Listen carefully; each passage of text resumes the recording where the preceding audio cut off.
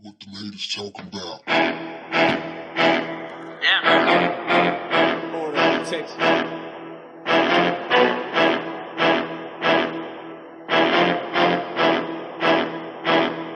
Self-made beats.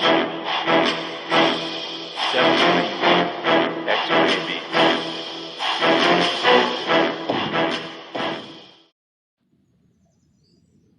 Good morning, my catfishing family. Wow, what a difference 24 hours makes, guys. I came here yesterday morning at about 7 a.m. or so to come and check my lines. Not a single bait was touched. I had baits on all my lines, so I made the choice to not worry about trying to rebait anything. I left them out here. I was going to check them in the evening and come out here yesterday evening, but it was raining quite a bit yesterday evening, so I figured I'd let it be and come out this morning and see what happened. Yes, quite a bit's changed, guys. The river's jumped up another 4 feet, and it's still got 3 more feet that it's going to raise in the next 24 hours.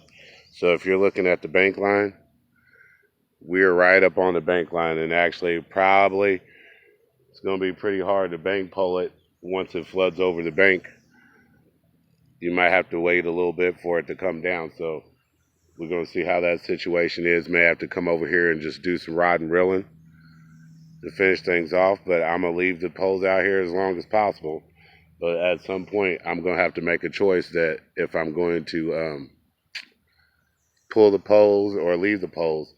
It's not necessarily that I'm going to lose the poles, because some of these poles are high enough that even if it did come up another 3 feet in the next 24 hours, they would still be sticking out of the water. And technically, I wouldn't say I would walk in here and try to walk through all this crap to get them if the water was up that high. There's a lot of snakes and stuff going on out here nowadays, and we've seen some in town, so we definitely know they're moving. So what we're going to do is going to check lines. Hopefully, if you've seen the way this is pushing, this log jam's been shifting. It's been shifting farther and farther to the left.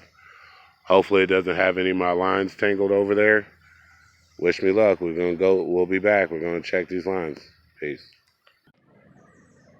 Well, guys, didn't think we had a fish, but in all this mucked up mess, we did have a fish on.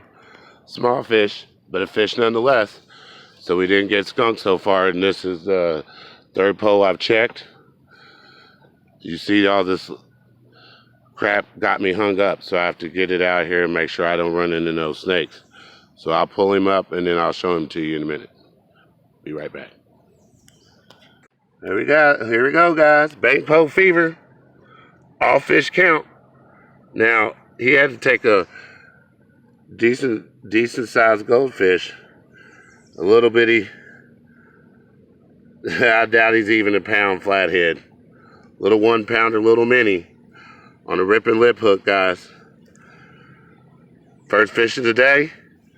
Still fishing out here. Just because it's flooding don't mean the fish stop biting. Now, he was up in this log jam. All this stuff was tangled in here. So basically 2 poles were tangled, but I did manage to save my lines. And when I was pulling him up, he was on the end. So we're going to get him unhooked and catch and release.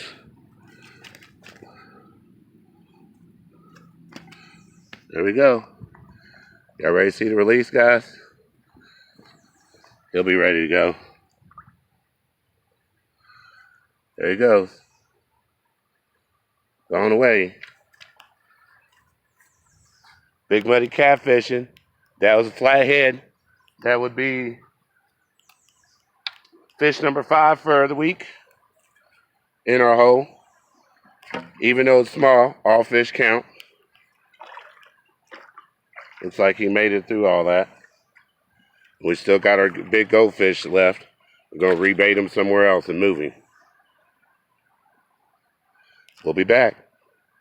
So, guys, it's not a total loss. We didn't lose any poles. And we managed to catch 1 little baby flathead. So we know they're still biting over here. Might be a dink, but it's still a flathead nonetheless.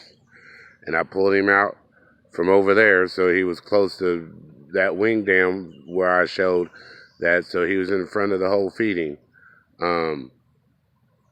Now, the way the current's coming in, the current is rising. Like I said, it's going to come up another 3 feet. So I need to make a decision on how I'm going to do this, because it's going to be hard to set poles anywhere in the current right now, because any pole that you set in the current, unless you put a 10-pound weight or something and set it straight up and down, any pole in this current is going to be dragged along and go towards that.